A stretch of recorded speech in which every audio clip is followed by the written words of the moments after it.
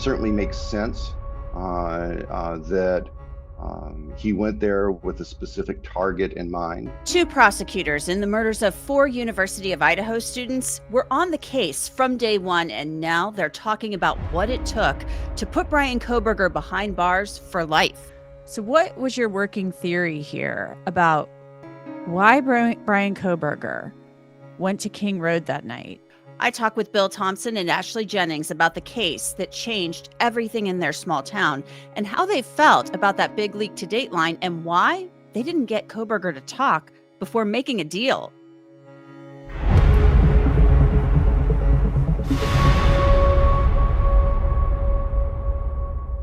Welcome to Crime Fix. I'm Angenette Levy. On November 13th, 2022, Latah County Prosecutor Bill Thompson and his Chief Deputy Ashley Jennings got a call that no one could have ever expected. There was a quadruple homicide. 4 University of Idaho students had been murdered in a house off campus. A savage murderer was on the loose. The students were completely innocent victims. Maddie Mogen, Kaylee Goncalves, Xana Kernodle, and Ethan Chapin, they had all been hanging out at different places the night before, and someone had broken into their home and stabbed all of them to death, many of them as they slept. 2 roommates survived, and 1 saw the killer. Bill Thompson, the longtime prosecutor with the Santa-like beard nearing the end of his career, had the biggest case he'd ever handled thrown into his lap, and the world would soon be watching. In going to Moscow, I can tell you that there were people in that city who feared the crime may never be solved. That was a legitimate fear among people who lived in town, although they would not say it on camera. But we now know the murderer, Bryan Kohberger, he was sloppy. Although he did take a lot of steps to hide his identity, he left his DNA behind on a K-bar knife sheath, and it was actually a good amount of DNA, despite what people said on social media. That, along with driving his white Hyundai Elantra to the scene, would be his undoing, among other things. It led to the FBI identifying him as the killer. And in a surprise on the eve of jury selection, Bryan Kohberger pleaded guilty. The terms of that deal did not sit well with 2 of the victims' families. Kaylee Goncalves' parents wanted a trial, and so did Xana Kernodle's father. But the families of Maddie Mogen and Ethan Chapin, they supported this plea agreement. We'll get into why Thompson so readily accepted the guilty plea from Kohberger shortly, and why he didn't request that Kohberger disclose details of the crime in exchange for taking the death penalty off the table. It's called a proffer, and prosecutors can request that as part of a plea agreement. Instead, Bryan Kohberger walked into prison holding on to his story with the knowledge of how he committed this crime and where he hid the evidence. Now, some on social media still believe that Kohberger is innocent despite his guilty plea. Their minds may never be changed. But Kohberger admitted in court that he committed these murders. You've heard the plea agreement that I talked about today. Do you agree with that plea agreement? Yes. And do you understand the nature of the charges that you've been charged with that I understand you're going to plead guilty today to? Yes.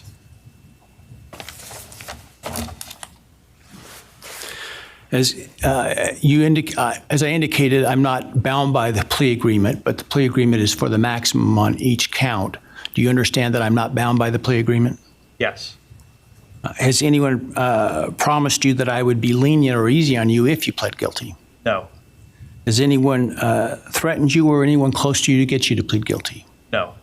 Has anyone, other than the state's agreements with respect to the plea agreement, has anyone promised you anything in exchange for your plea agreement? No. Has anyone told you to be untruthful in answering my questions today? No. Has anyone offered you a reward of any kind other than the plea agreement in order to get you to plead guilty today? No.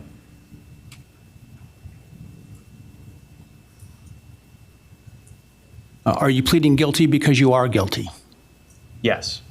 A case like this will take a toll on anyone involved, especially the families of the victims whose lives were shattered by the actions of one man for no reason at all. There's zero evidence that Kohberger knew any of these victims, but there was cell phone evidence that showed that Kohberger had been to Moscow 23 times late at night between July 2022 and the week leading up to the murders. Also on Kohberger's cell phone, more than 150 selfies. He was obsessed with himself. In one, he appears to be taking a selfie, but really, it's probably all a ruse, because in the background sits a beautiful young woman on a baseball field with blonde hair. She has a very similar look to Maddie and Kaylee. Was he really scoping out that woman? I think so. And also, Kohberger appeared to have an obsession with serial killers. That went beyond what a criminology student would research, particularly Ted Bundy, who sexually assaulted and murdered dozens of young women from Washington to Florida. In Tallahassee, he murdered 2 sorority sisters at the Chi Omega house in 1978 and attacked others in the house who survived. Kohberger's guilty plea means he won't leave prison until he dies. So I want to bring in the 2 people who led this prosecution. Bill Thompson is the Latah County prosecutor, and his chief deputy is Ashley Jennings. I want to thank you both for coming on. Bill, I'll start with you. How are you feeling? You know, we've had some time now. Some time has passed after this guilty plea. Well, we are certainly pleased with getting a final conclusive resolution to the case. That's a relief for most of the victims, as well as for the investigators and for us. We realize that there's some folks who would prefer that we had made a different decision. I respect that. But we feel like we did the right thing, everything considered, and having people have the opportunity now to move forward is important. I know you've addressed this, but I do want to drill down on this a little bit about this plea agreement. Were you surprised when Ann Taylor came to you just weeks before jury selection is set to begin? And she says, I guess, make us an offer. Tell me how it unfolded, and were you surprised? Well, I think we certainly were not expecting that to happen. The defense all along had maintained that their client was factually innocent. And so Ashley and Josh Hurwitz and I were all on trial track. We'd been working for months preparing for trial, and we were on track to be ready to go as scheduled. You'll remember back in June, I think June 18th, we had hearings with Judge Hippler on the request from the defense for another continuance, and also a request for them to be able to offer alternative perpetrator theories, point the fingers at somebody else. And Judge made it really clear that wasn't going to happen. And it was the week after that when the defense approached us and inquired about the possibility of a plea. So we spoke among ourselves. We reached out to all the families and spoke with the families by Zoom, much as the same as we're talking here, or Teams, on Thursday and Friday of that week. As you would expect, there were a broad range of feelings from the families, and that's what we wanted. We wanted to ask them, what do you think about a possible plea offer? We've been asked about a possible plea offer, and we want your input. We took that and met with the attorney team over the course of the weekend and decided to respond to the defense and simply say that if the defendant wants to avoid trial, he only has one option, and that's to plead guilty as charged to all 5 felonies, waive appeal, so it's final and conclusive, and it won't go on for years as capital cases are wont to do, and know that he was going to be spending the rest of his life in prison. And the following Monday morning, the defense reached out to us and the court and said the defendant was prepared to plead guilty. That's how it happened. What changed, Ashley? Do you know what changed possibly on their side? Because as Bill just said, they said for years he was factually innocent. You know, that verbiage changed a little bit. I remember Ann Taylor saying at a hearing earlier this year, you know, Your Honor, our client maintains his innocence. You know, she was no longer using those exact terms anymore. What changed? You guys listened to the jail calls. Were his parents kind of saying to him, like, hey, maybe you did this? I don't know. I'm not sure, and only they truly will know what was the deciding factor. But I guess on our side, to back up what Bill was saying, you know, we were at a point in the case where we had gone through several motions to suppress, several pretrial motions. They had exhausted really all of their pre-trial avenues and came up short for the most part. So I do think that that weighed heavily in their decision about whether or not they truly wanted to go to trial or not. Mm-hmm. Bill, I asked you this at the press conference. You said under the law, you can't be compelled to force him to allocute. But why not get a proffer from him? Hey, Ann, like we'll let him plead, but we need to know where he put the knife and how he got through the house and everything like that. Answer a few questions. Why didn't you ask for a proffer? Well, we talked about that among the attorney team, and we made a decision that we wanted to make sure that the guilty plea itself was solid if he was going to plead guilty. Our experience, and Judge Hippler talked about this as well, is that frequently when defendants are being asked to explain, they start to minimize what occurred. They can't be trusted for the truthfulness of what they say. And we elected, in order to ensure a solid, sustainable guilty plea to all the counts, that we would not press for more than what the court was going to require as far as the defendant admitting to the truth of the charges. But a proffer, I mean, you could have then rejected it and said, okay, we're going to trial. If you thought he was minimizing and lying, if you thought he was being dishonest, and he could have led you to the murder weapon. I hear what you're saying, Angenette, and he could have. We don't know if he would have or not.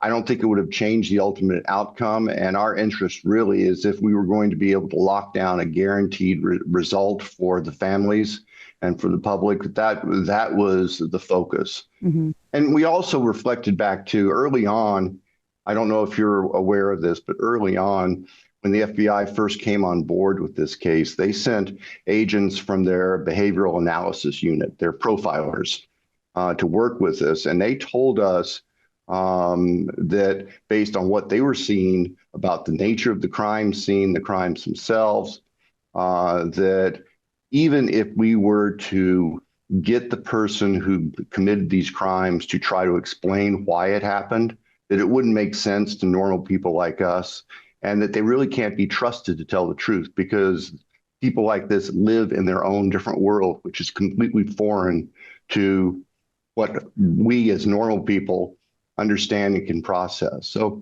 that was a factor as well in our thoughts. This was probably one of the most bizarre cases I think that we've ever seen. And that sentiment was shared by experienced investigators who were working on the case from the very beginning. Yeah, it's horrific. I've been doing this a long time. I've covered some awful, awful cases, and they're all awful in their own right. But these were truly innocent victims. They didn't know this guy, and he goes across the country intent on committing murder. I mean, it's sick. Ashley, you guys live in Moscow. Your job is to prosecute cases. Take me back to November 13th of 2022 when you guys get the call that you have a quadruple homicide in a house off campus. Yeah, I received a call about an hour after the 911 call from the then chief of police, James Fry. And he informed me that there was a quadruple murder near campus, and was kind of informing me of that, letting me know that we would need to do a search warrant. I can go right back to that moment of getting that call. And then I then started working on a search warrant and then responded to the scene shortly thereafter. And you and Bill went through the house. It's my understanding there's like in the logs, it says you guys did a walkthrough. Yes. Tell me about that. I mean, I can't even imagine. I mean, this is like a crime. It wouldn't matter if it happened in a big city. It would be horrific. But I mean, you guys this is not what you see a lot. I mean, you hadn't had a homicide in years there. Yeah. I think horrific is the appropriate word. It was tragic and immediately horrific. Many of the officers I overheard say that it was, one of the worst crime scenes they had seen. I've heard Bill say that as well. Moscow's had our fair share, of homicides in the past. However, I think this one, with there being 4 individuals present and just the nature of it, definitely it stays with you. So, Bill, you've been the prosecutor there a really long time. You get this call. You guys go over there. The FBI has been called in. Idaho State Police have been called in. To you, this has to just be unfathomable and unbelievable as the county prosecutor that this has occurred in your community. I think my reaction when I first got the call was more of, this is really bad, and we need to make sure that we have everybody lined out and doing their best efforts on protecting the crime scene and gathering information. I think perhaps one of the advantages of being older and having done this for a while is I realized the importance of everybody being disciplined right from the beginning. This is the kind of thing, particularly with young officers, and there were young officers who responded to this who had never been to a crime scene like this before, that we had to work hard to make sure that emotions didn't cloud good judgment and good police work. So it was really a heads up, being tuned in an attentive mode, being there to work with our officers to make sure that everything was done the way it was supposed to, and that we collected the information in a legal and credible fashion. Did you have any concerns about the handling of the crime scene at all? Obviously, you learn things from every case. Did you think the crime scene was handled well, or what are your thoughts on that? When I arrived on the scene, I was actually in Spokane that day, which is about 80 miles away. And when I got back later that afternoon, got on scene, the crime scene had been secured. The state police detectives were there, and they are the folks that we used to process major crime scenes. They were preparing to do their processing of the scene, including documenting the scene. Everything appeared to be in good order, good control at that point. I'm aware now after the fact that the police department had already done some comprehensive photographs of the scene to make sure it was documented in an undisturbed fashion, which is good police practice. We had everybody stepped up and did their jobs here. I don't have concerns looking back. Talk to me about how important that sheath was and when you learned of it.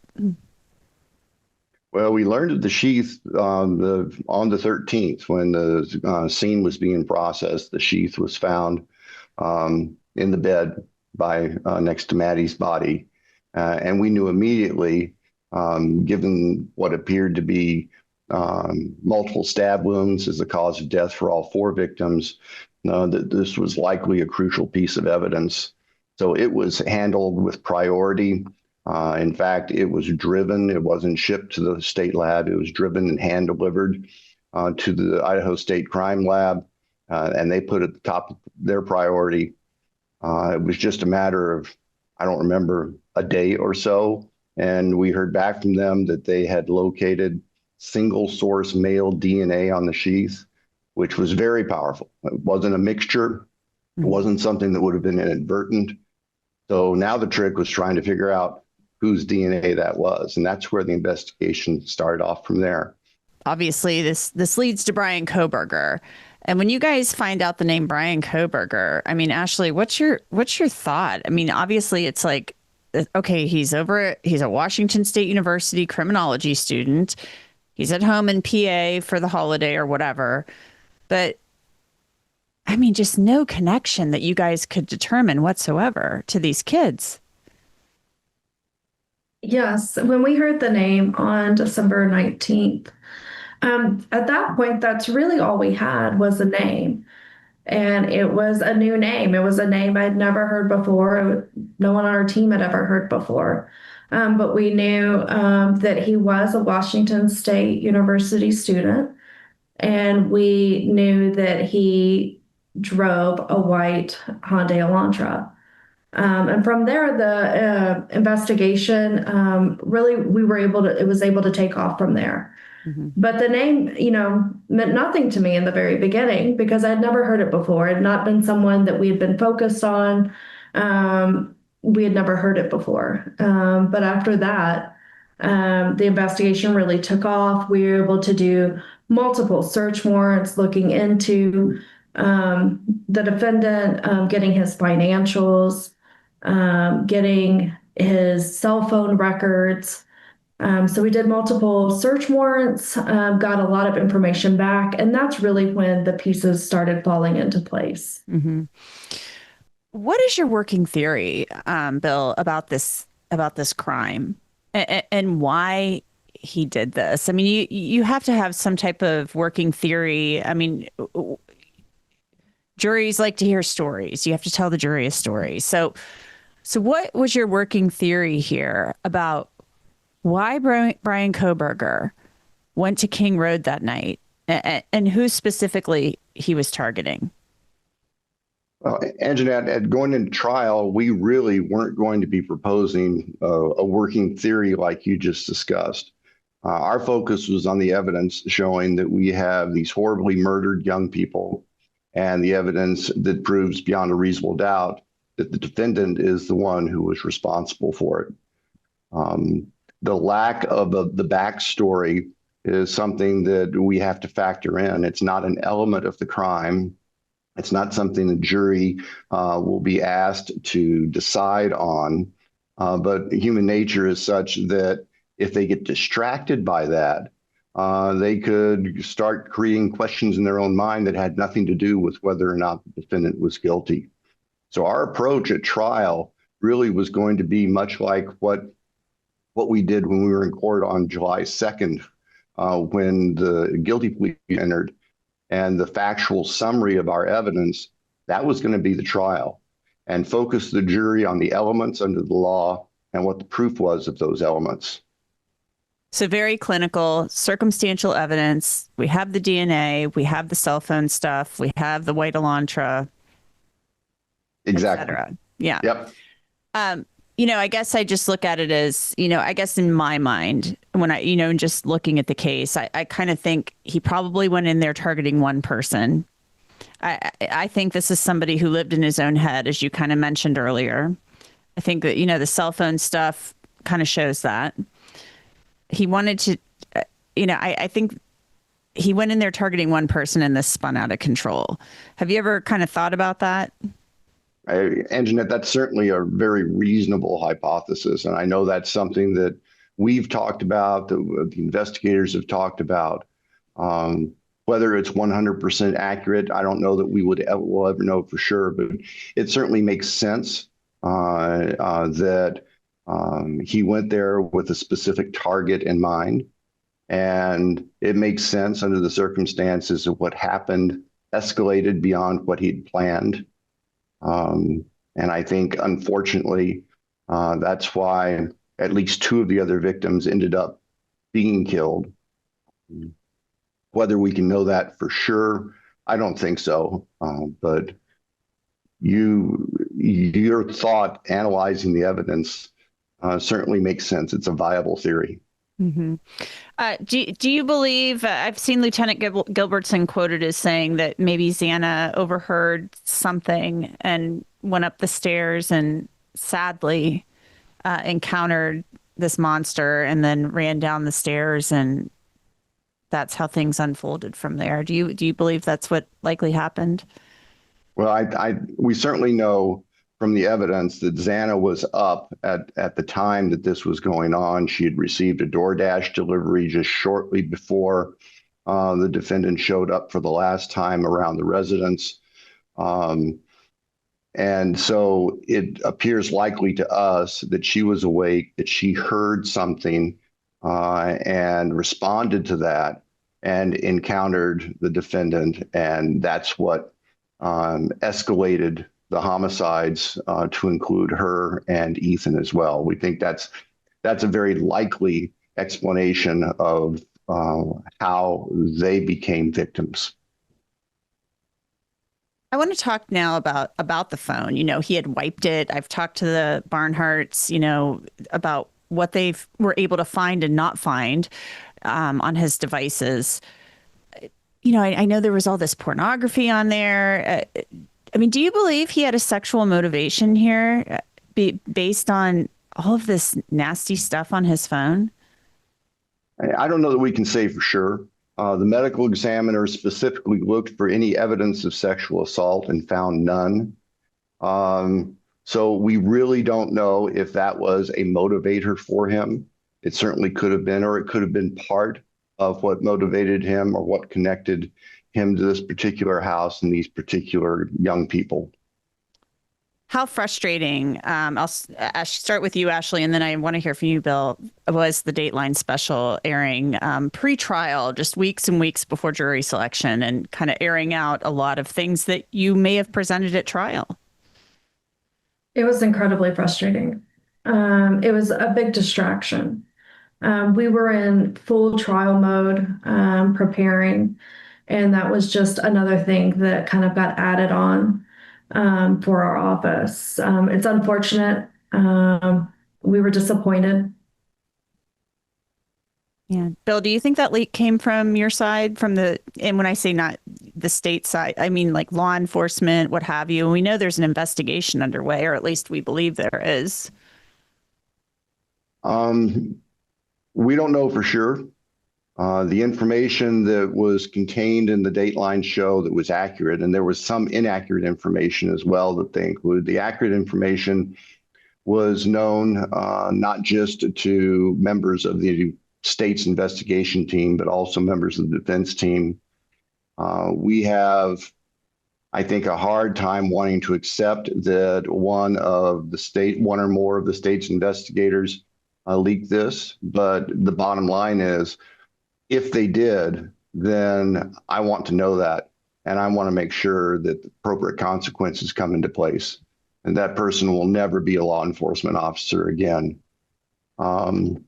Likewise, if it didn't originate from somebody on the state's side, I think we need to know that as well. And that person or those persons need to be held to account. What happened was outrageously reckless. And I think the words disappointed and frustrated probably understate quite how I felt at the time. I probably used some shorter, more direct words about how I felt and how I still feel about it. And we've committed ourselves to cooperate in every possible way that we can to assist in identifying who's responsible if that happens. I truly hope it does. It was horrible. It was just completely inexcusable. It should have never happened. Completely irresponsible.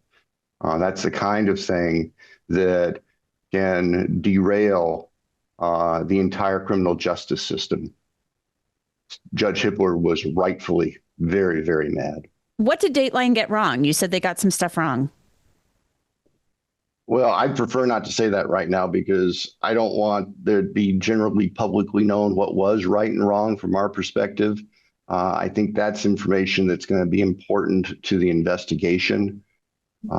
So as much as Ashley and I would love to sit down and just say, well, we went through it and here's what's correct and what isn't, that's something we can't do right now. Sorry. Would you have been able to charge him, even if you had found him through the white Elantra, needle in the haystack search? Would you have been able to charge him without the sheath DNA? We've talked about it and we haven't had to make that decision. Fortunately, we had the sheath DNA, which really was kind of the icing on the cake, so to speak. You'll notice that we did not file charges, though, until we had at least a preliminary DNA match with the paternal DNA from the trash pull that the FBI conducted and the cotton swab that came back from the lab as having the DNA of the father of the person whose DNA was on the sheath. That was what put us over the top for feeling comfortable filing charges back in December of 2022. And then, of course, once we had the defendant in custody and we obtained a direct DNA sample from him and had the positive match, we knew we had our person. Now that Bryan Kohberger has admitted to committing the murders and waived his appeals, the focus can now shift back to the victims when it comes to discussing this case, rather than future court dates and trials, evidence, and potential appeals. when it comes down to it, this case really now is all about the victims moving forward. Not only the direct family members and loved ones of Maddie and Kaylee and Xana and Ethan, but also friends and the extended community, the university community who stepped up to support each other throughout this. We're glad that we have a resolution that is final, that's conclusive, that we aren't looking at decades of appeals, just reopening the wounds every time a new court document is filed. We hope that those who have suffered from this can find some peace and move forward. There's no way we can undo what happened. You know, like I said during the sentencing, our former district judge up here, who became an Idaho Supreme Court Justice, John Stegner, used to say regularly that not even God can undo the past. We can't change the past, but we can move forward from it. And that's our hope, where we go from here. I have to say that reflecting back on this, you look at that first week of the investigation, and the investigators had two pieces of evidence. They had unknown male DNA on the knife sheath, and they had the white Elantra, and that was it. Right. And it is just absolutely amazing the work that they did to bring this person to justice and to gather the evidence that proved beyond a reasonable doubt that he committed these horrible crimes. That is truly impressive, something I'll never forget. Were you ever worried, though, about going to trial, like that maybe there would be somebody on the jury that would, I don't know, were you concerned at all? Because maybe somebody would see it that way. I mean, I don't know. They were going to go the planted evidence route, I think. There's always a gamble going to trial. That said, and Ashley can attest to this as well, we were and we are very confident in our evidence. There's no question in our mind that the evidence that we had to present proved the defendant guilty beyond a reasonable doubt. Now, that doesn't rule out that we could have one juror who went off the rails and compromised the trial. And that's a risk in any trial, no matter how strong the evidence is. But we tried not to worry about that.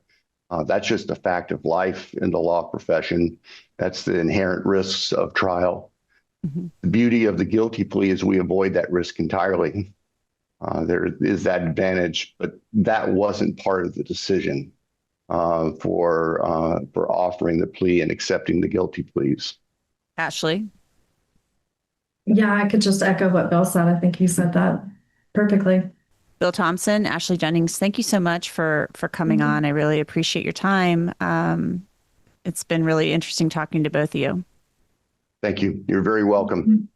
Bryan Kohberger is serving his 4 consecutive life sentences in Idaho's maximum security institution. The families of Maddie, Kaylee, Xana, and Ethan are doing the best they can to still grieve and memorialize and remember their loved ones who are forever 21 and 20 years old. And that's it for this episode of Crime Fix. I'm Angenette Levy. Thanks so much for being with me. I'll see you back here next time.